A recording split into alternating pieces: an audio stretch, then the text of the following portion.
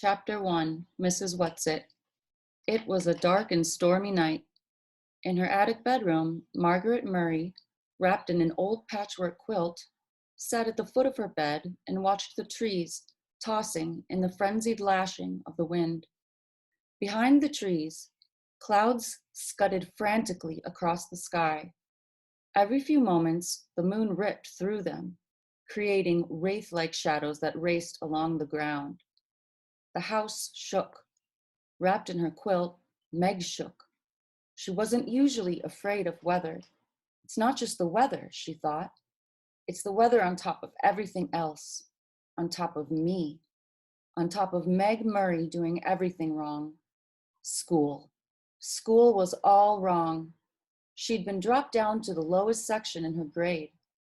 That morning, one of her teachers had said crossly, "Really, Meg, I don't understand how a child with parents as brilliant as yours are supposed to be can be such a poor student. If you don't manage to do a little better, you'll have to stay back next year." During lunch, she'd roughhoused a little to try to make herself feel better, and one of the girls said scornfully, "After all, Meg, we aren't grammar school kids anymore. Why do you always act like such a baby?"